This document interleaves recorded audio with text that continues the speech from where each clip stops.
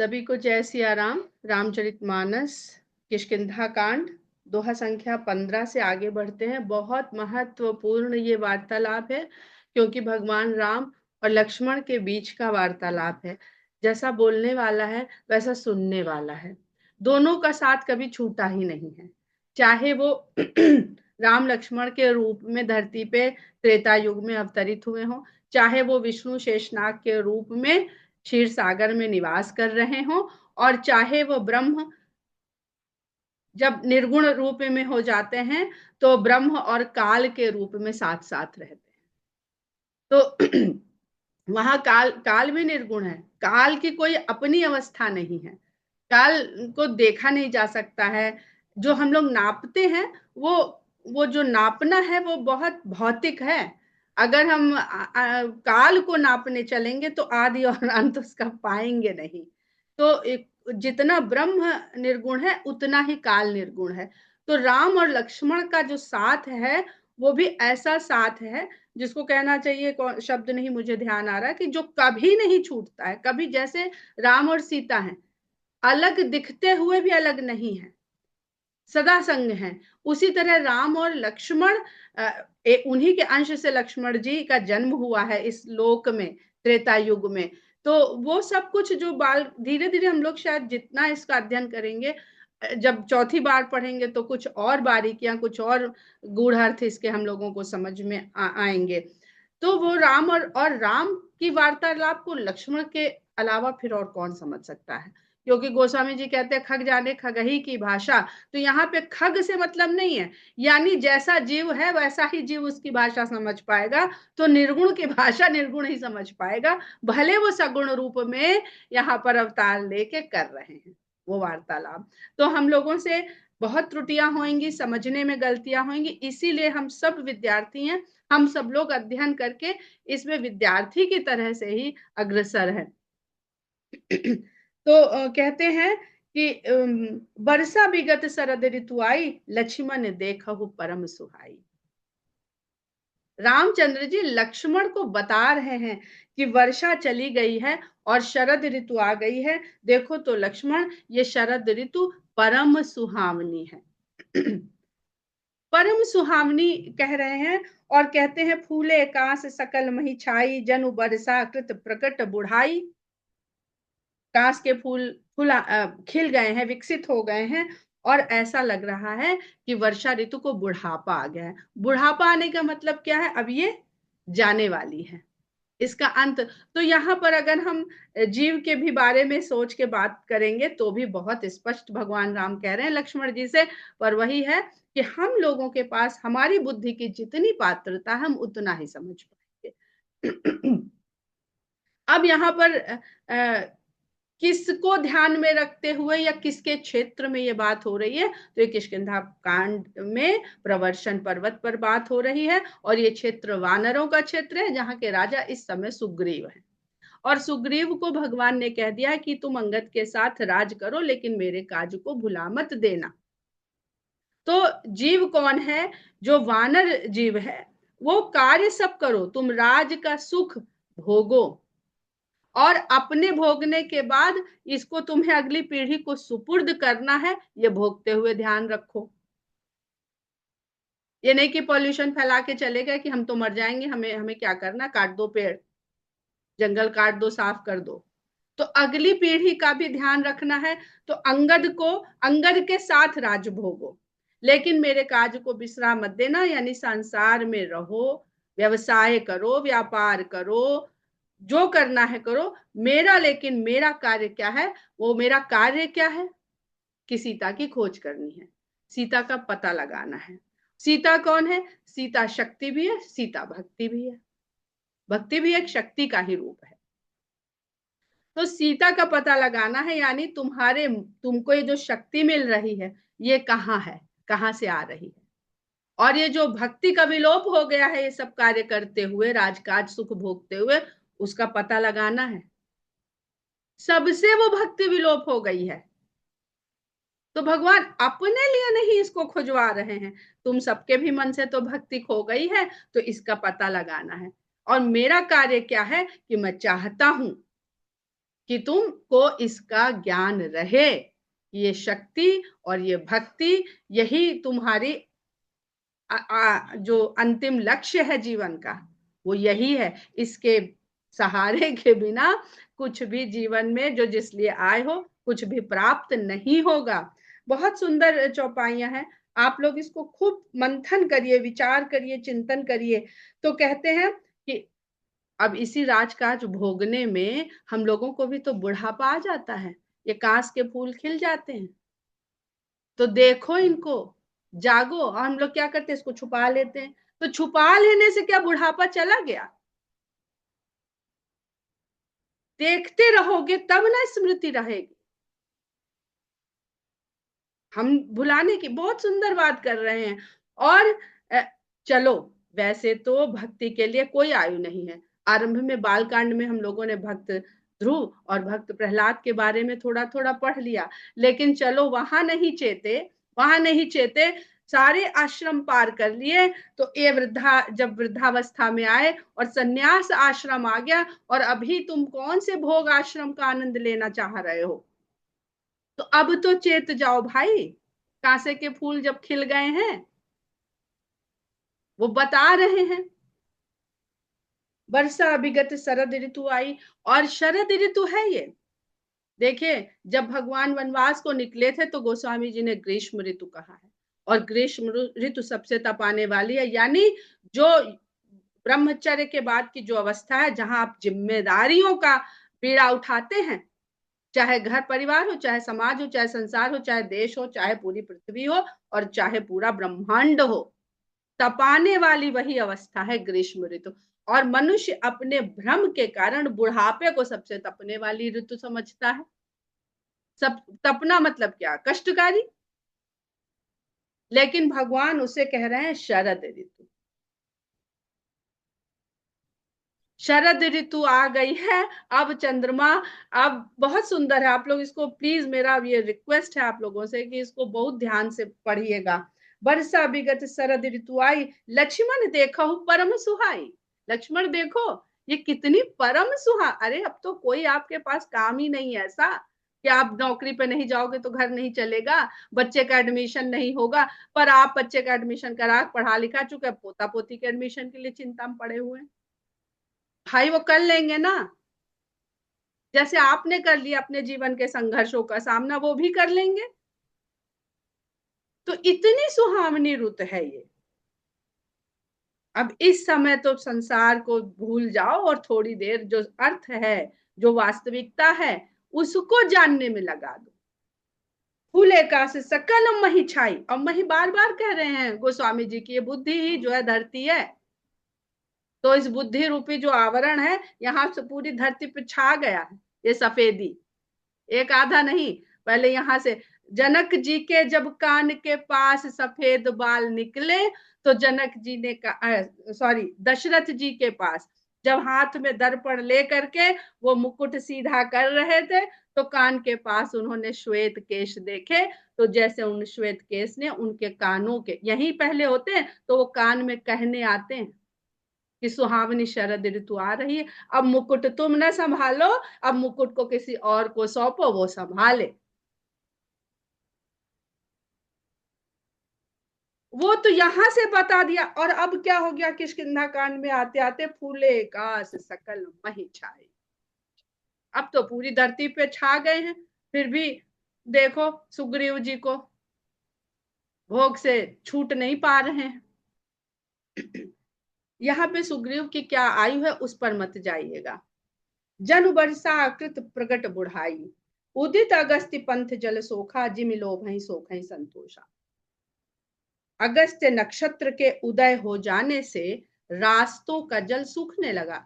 अब राम तो कहते ना पथिक हैं, बड़ा सुंदर लोकगीत है, कहाँ के पथिक कहाँ कीन्हो है गवनवा राम। तो राम का सबसे सुंदर रूप जो सबसे अधिक प्रिय है लोगों को, वो पथिक का रूप है, बनवासी का रूप है। क्योंकि उस राम से लोग कनेक्ट हो जाते हैं आसानी से। वो राजमहल में, राज दरबार में सोने के सिंहासन पे नहीं बैठा है, वो नंगे पैर, कम से कम जो सबसे कम मूल्य में, मूल्य भी नहीं है, वलकल वस्त्र, से अपना तन ढकने भर का वस्त्र पहन के, जो जैसा फिल्मों में दिखाते हैं ऐसे वस्त्र थोड़ी थे राम के, वो तो दिखाने का ढंग के गेरुआ वस्त्र दिखाते हैं, वलकल वस्त्र जो पहनते, तो वो जो पत्ते इत्यादि से बना लेते हैं बिल्कुल ऑर्गेनिक तरीके से, ऋषि मुनि लोग वही पहन लेते हैं, उनके पास ना लूम है ना फैक्ट्री है कि वहां बुन के बना लिया। तो उदित अगस्त्य, हाँ पंथ जल सोखा, अब पथिक है तो उतनी देर तो रुकेगा जितनी देर पंथ नहीं है, जैसे ही पंथ नजर आ जाए तो फिर चल पड़ना चाहिए।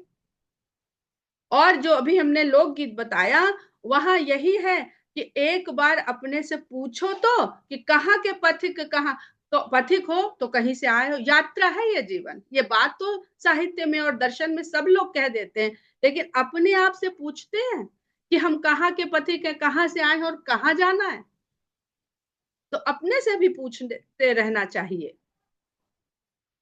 उदित अगस्त पंथ जल सोखा, अगस्त के उदय होने से अब पंथ, और अगस्त ये सूचक है कि वर्षा जा चुकी है। बहुत इसके बहुत तात्पर्य हैं, आप अध्यात्म में जाकर के जब इसको समझने का प्रयास करेंगे तो स्वयं आपको भगवान वो सारे बोध कराएंगे। जिम लोभ ही सोख ही संतोषा, जैसे लोभ को संतोष सोख लेता है। सरिता सर निर्मल जल सोहा, संत हृदय जस गत मद मोहा। सरिता और सरोवरों का जो निर्मल जल शोभायमान हो रहा है, संत हृदय जस गत मद मोहा, जैसे संतों के हृदय में मद और मोह से रहित जल शोभा पा रहा है।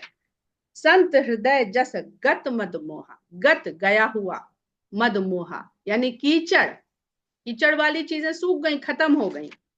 अब जहां पे अच्छा जल है वही वही बचते हैं बरसात के बाद, बरसात में बहुत ताल पोखर हो जाते हैं। रस रस सूख सरित सर पानी, ममता त्याग करहि जिम ज्ञानी।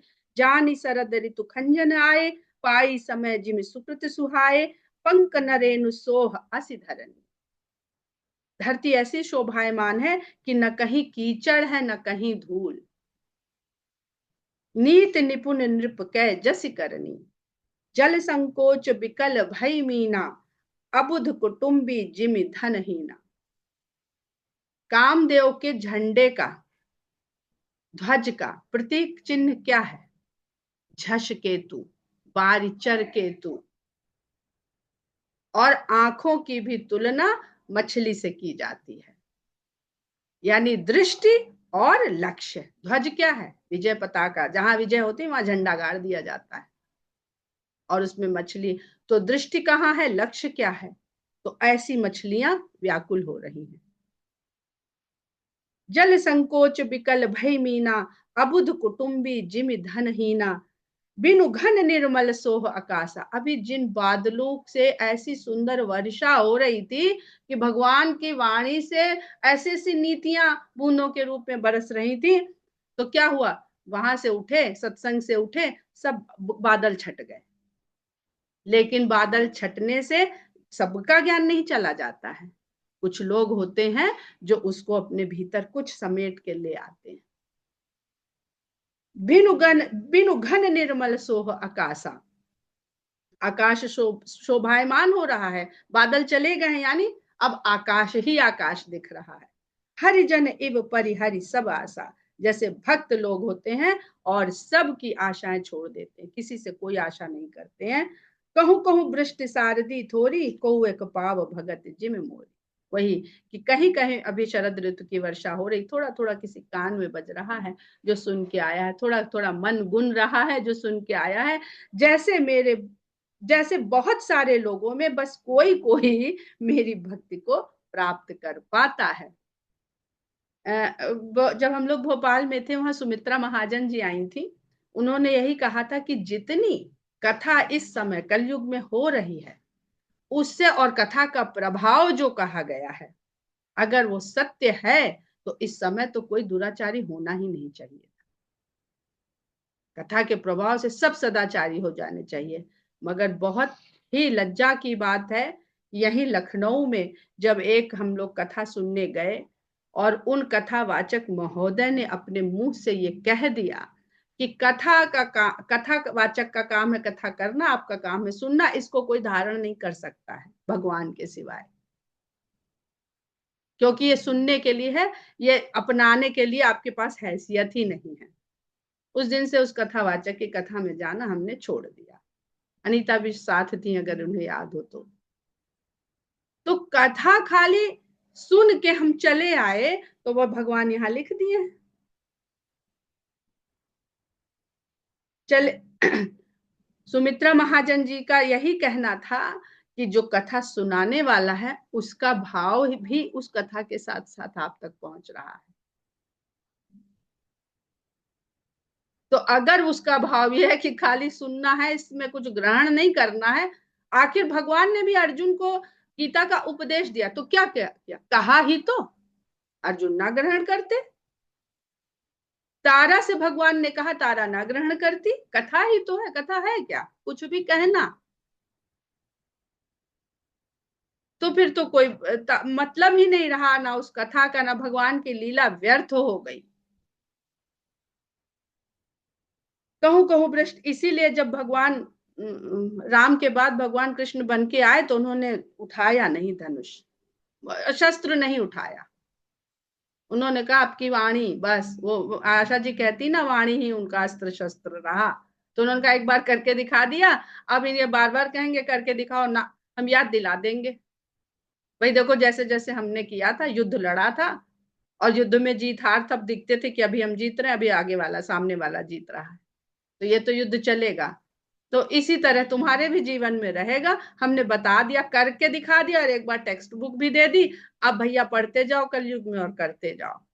भूलने लगो तो रामायण पढ़ लो कि कैसे करना है, और खाली याद करना हो कि हाँ थ्योरी थ्योरी समझ ले तो गीता पढ़ लो।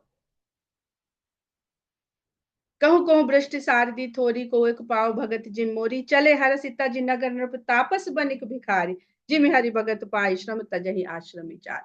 चारों आश्रम के लोगों के श्रम यानी कार्य, कोई भी कार्य करने में श्रम लगता है, तो कार्य किस प्रकार संसार कर्म से ही चलेगा, वो भगवान राम लक्ष्मण से बता रहे हैं कि नहीं, ये नहीं है कि छोड़ छोड़ के बैठ गए सब जने जंगल में, ये अब तो हमने वैराग्य ले लिया। चले हरस तज नगर नृप तापस बनिक भिखारी, अब अपने अपने नगर को हर्ष के सहित त्याग करके आगे बढ़ गए।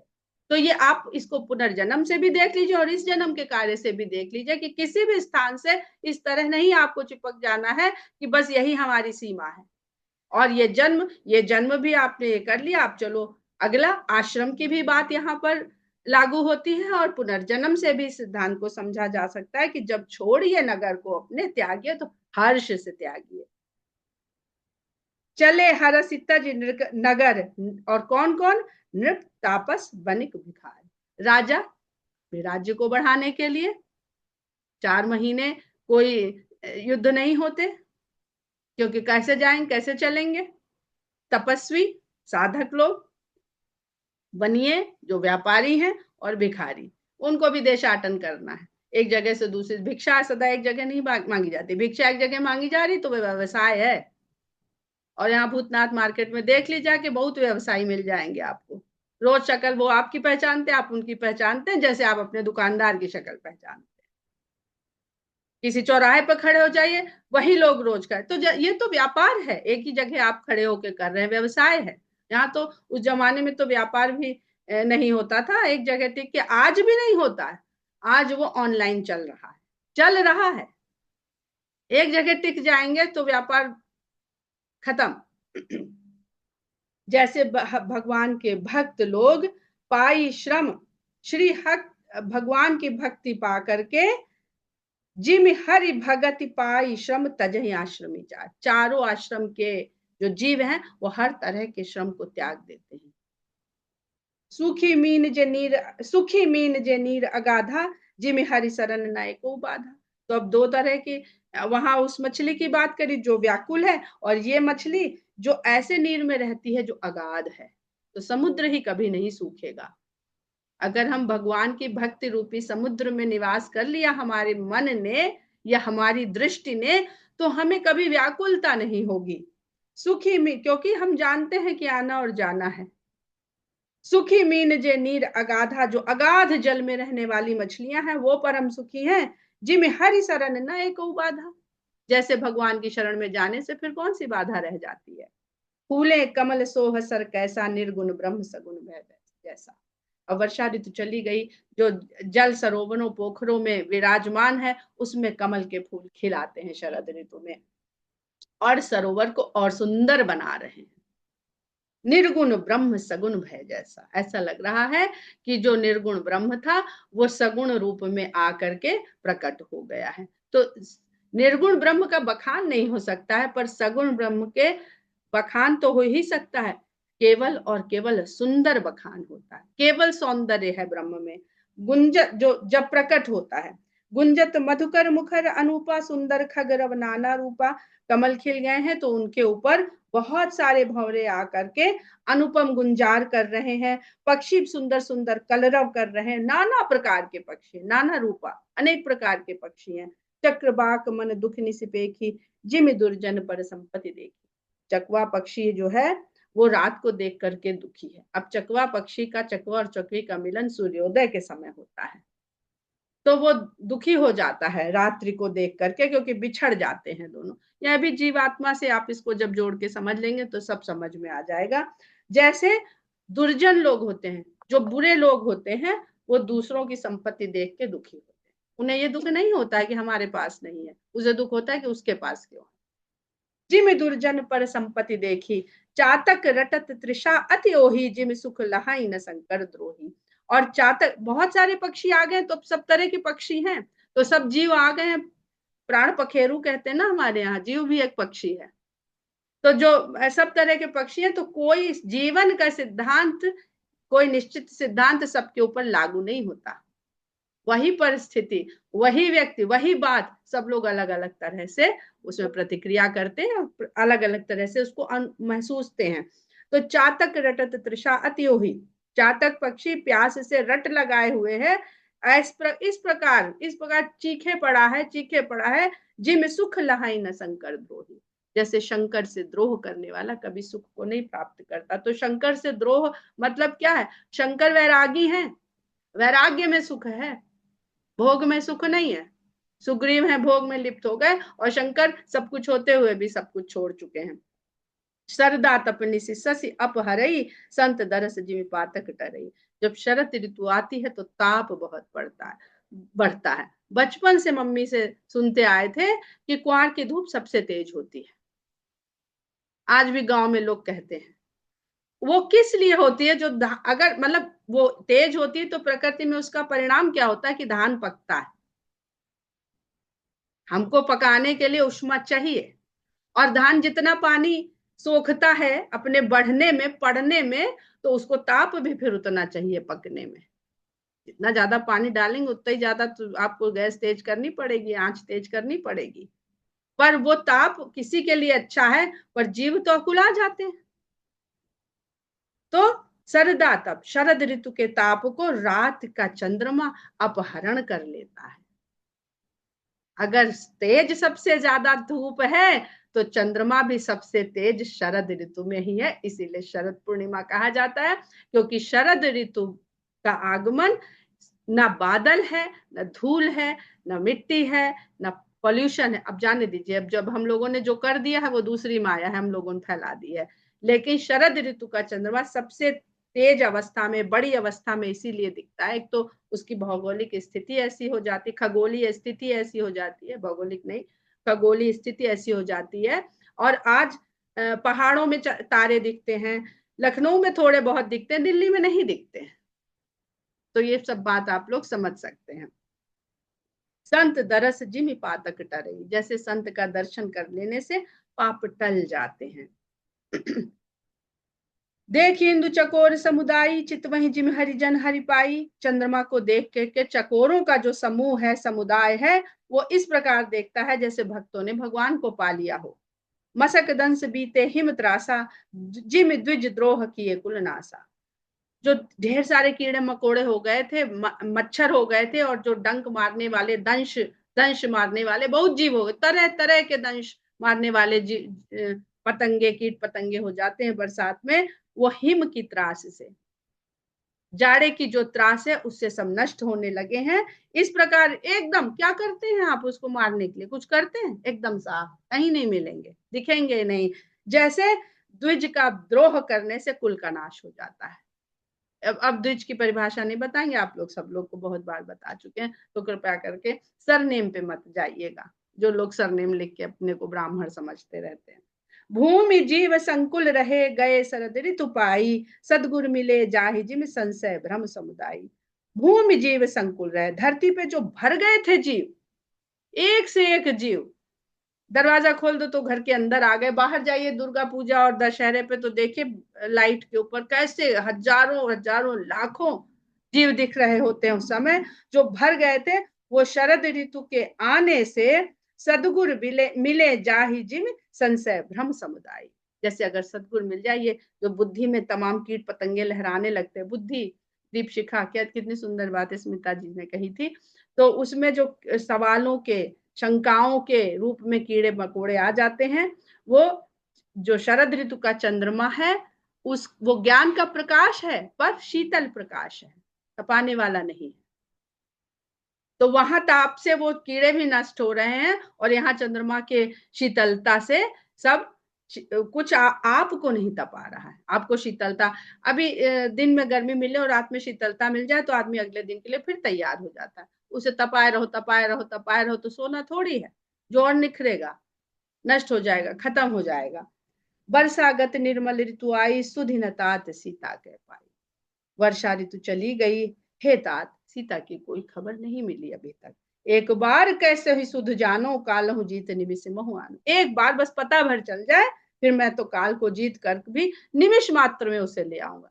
अब इस चौपाई से लोग बड़े उलझ जाते हैं। लक्ष्मण जी उनके पास बैठे और कहते कैसे भगवान है, जो जानकारी के लिए सुग्रीव का इंतजार करे बैठे हैं, सर्वज्ञ हैं। तो केवल हनुमान जी जानते हैं कि सर्वज्ञ हैं, और तो कोई जानता नहीं है। लेकिन भगवान लीला करने आए हैं, नर लीला, उसका भी तात्पर्य बार बार बता चुके हैं।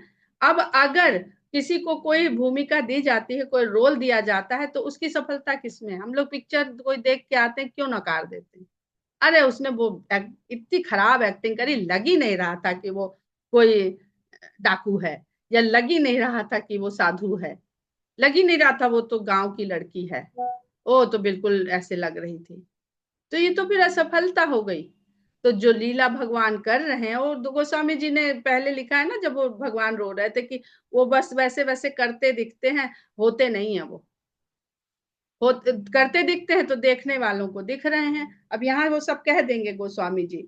कहते हैं कि एक बार कैसे सुधि जानो, कालहु जीत निमिष महु आनो, कतहु रहूं जो जीवती होई, तात जतन कर आनो सोई। कहीं भी हो, अगर वो जीवित है तो हे तात, मैं यत्न करके उसे ले आऊंगा।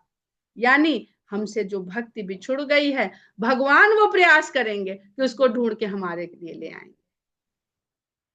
लेकिन हमको हमको तैयार होना पड़ेगा कि हाँ, हमको वो चाहिए। सुग्रीव ही सुधि मोरी बिसारी। अब सुग्रीव को जीवात्मा समझ लीजिए, हम लोगों के अपने जैसे। सुग्रीव ने भी मेरी सुध बिसरा दी है। पावा राज कोस पुर नारी, राज खजाना स्त्री और नगर पाके उसने मेरी सुध बिसरा दी। यही तो करते हैं हम लोग, इसमें कौन सी गलत बात भगवान कह रहे हैं। जय सायक मारा मैं बाली, तही सर हतों मूढ़ कह काली। जिस धनुष बाण से मैंने बाली को मारा, जय सायक, जिस बाण से मैंने बाली को मारा था, तही सर हतों, उसी बाण से इसको भी कल मैं मार डालूंगा। जा सुकृपा छूटे ही मद मोहा, ता कहूं उमा की सपने कोहा। अब भगवान का क्रोध, तो पार्वती जी शंका में न पड़ जाए पिछले जन्म की तरह, तो फिर कह देते हैं कि जिसकी कृपा से मद और मोह छूट जाते हैं, हे उमा, वो क्या स्वप्न में भी क्रोध कर सकता है? जान ही यह चरित्र मुनि ज्ञानी, ये लीला है, खाली दिखाई जा रही है कि जो भूमिका में आए हैं वो भूमिका अच्छी तरह कर रहे हैं, देख लो सब जने। तो जान ही यह चरित्र मुनि ज्ञानी, जिन्ह रघुबीर चरण रति मानी। इस बात को केवल वही ज्ञानी मुनि जानते हैं जिनकी राम के चरणों में रति है। लक्ष्मण क्रोधवंत प्रभु जाना, धनुष चढ़ाई गहे करबाना। लक्ष्मण जी ने देखा प्रभु, देखिए अब गोस्वामी जी ने दो शब्द प्रयोग किए। ये भी छविनाथ जी बैठे हुए हैं, ये जो रामायण कॉन्फ्रेंस हुई थी, वहां पे किसी का ये प्रेजेंटेशन था कि क्रोध और कोह में, क्रोध और कोप में बहुत फर्क है। एक किया जाता है और एक दिखाया जाता है। माँ जो क्रोध करती है वो दिखाने का क्रोध होता है, पर शत्रु जो क्रोध करता है वो मारने का क्रोध होता है। तो भगवान कह रहे हैं कि तहिसर हतो मूढ़ कह काली। अब ये इतनी गहरी बात गोस्वामी जी यहाँ कह गए जो ऋषि मुनियों की समझ में आएगी, हम जैसे प्राणियों को समझ में नहीं आएगी। सुनते सीखते हमें समझ में आ गई है, इसमें मेरा कोई बहुत बड़ा वो नहीं है कि हमने खोज निकाला है। लक्ष्मण जी ने क्रोधवंत देखा, लक्ष्मण को वो क्रोध में दिख रहे हैं। लक्ष्मण क्रोधवंत प्रभु जाना, तो लक्ष्मण जी ने कहा एक तो हमारे प्रभु क्रोध आता नहीं और आज कहीं से इनको क्रोध आया है, तो इसका लाभ हमको उठाना पड़ेगा। परशुराम जी के प्रसंग में हम तो बहुत क्रोधित हुए, ये बिल्कुल शांत खड़े रहे, सारी बुराई हमें मिल गई कि बड़े क्रोधी। आज इन्होंने क्रोध दिखाया है, आज हम जो है ये मौके का फायदा उठाएंगे और ये दिखा देंगे हम ही क्रोधी नहीं, ये भी क्रोधी है। तो कहते हैं कि आप ये कैसी बात कर रहे हैं, आप कह रहे हैं कि तेई सरह तो मूर्ख कह काली, मैं उस मूर्ख को कल मारूंगा। क्रोध आज आपको आज आ रहा है, मारेंगे कल, कल तक तो ये क्रोध बचा रहेगा नहीं। तो ऐसा करते हैं, इसको आज ही निपटा देते हैं। कहते हैं लक्ष्मण क्रोधवंत प्रभु जाना, धनुष चढ़ाई गहे करवाना। अरे कल तक तो ये बदल जाएंगे। लक्ष्मण जानते कल तक किसका क्रोध कल रहा है, असाधारण मनुष्य का क्रोध कल नहीं रह जाता है, तो इनका कहाँ रह जाएगा। तो इससे पहले कि ये कल पलट जाए, क्योंकि नरलीला कर रहे हैं, तो कह रहे कल पलट जाए, छोड़ो अब तो थोड़ा क्रोध शांत हो गया, देखो जाके क्या कहता है। तो कहते हैं कि हम ही जाके उसको मजा चखा के आते हैं। लक्ष्मण क्रोधवंत प्रभु जाना, धनुष चढ़ाई गहे करबाना, धनुष चढ़ा लिया, हाथ में बाण ले लिया, प्रत्यंचा चढ़ा के एकदम तैयार। एक एक शब्द गोस्वामी जी स्पष्ट लिखते हैं। तब अनुज ही समझावा रघुपति करुणा सीम। अभी कोहा कह रहे थे और अब कह रहे हैं करुणा सीम, करुणा की सीमा। तब भगवान लक्ष्मण को समझाते हैं, अरे इतना क्रोध थोड़ी करो, ये मेरा मतलब ये नहीं था। भय दिखाई ले आवहु तात सखा सुग्रीव। तो माता पिता किस लिए क्रोध करते हैं, भय दिखाने के लिए कि जो बिगड़ रहा है वो सुधर जाए। वो पिता ही है, सबके परम पिता है। तुम ही हो माता पिता, तुम ही हो बंधु सखा, तुम ही हो। तो कहते नाना, अरे भाई रखो धनुष बाण, पकड़ के बैठा लिया। नहीं, धनुष धनुष बाण मत, धनुष पे बाण बाण मत चढ़ाओ। और उनका कौन सा रूप आ गया, करुणा से। लक्ष्मण सोचे बहुत ही विचित्र है, हम इनके साथ रहते हैं, कोई घड़ी इनसे अलग नहीं हो तो हम नहीं समझ पाते हैं। वो कहते हैं ना गोस्वामी जी बार बार की शेष शारदा भी नहीं समझ पाते हैं जिनको, तो वो यही है। तो हम लोग कहाँ से समझेंगे।